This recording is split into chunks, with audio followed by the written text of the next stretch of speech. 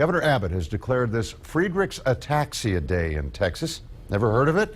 Most people haven't. It's a very rare, very debilitating neurological disease. Just 5 million Americans suffer from it, including Austin's Kendall Harvey, a young mom determined to live out her future to see her son grow and her disease defeated.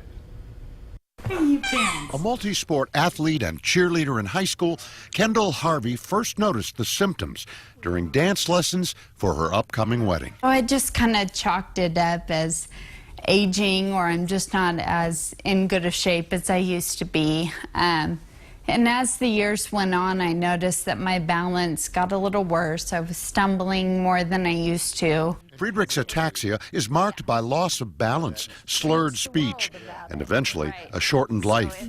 After testing for MS and almost everything else, Kendall took the extensive and expensive blood tests that gave her the bad news. The first time I heard of Friedreich's ataxia was the day I was diagnosed with it.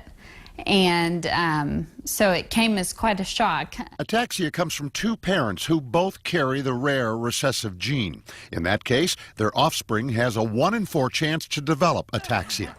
Kendall's older brother does not have it. She does. Her 6-month-old son, Brooks, is now a carrier himself.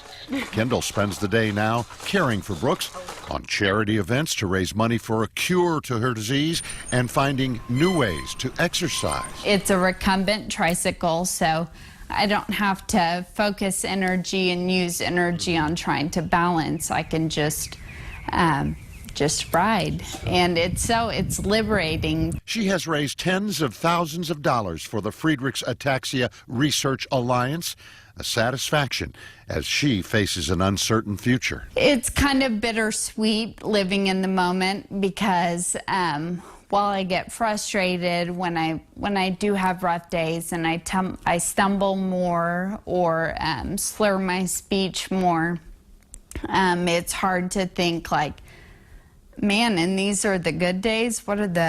What's the future gonna look like? Then Kendall realizes the future is right there. A son named Brooks. Fancy?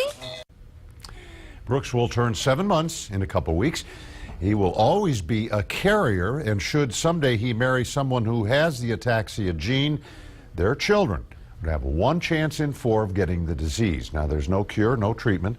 We've got more about Kendall's website and the site for the Ataxia Research Alliance, all with this story on KXAN.com.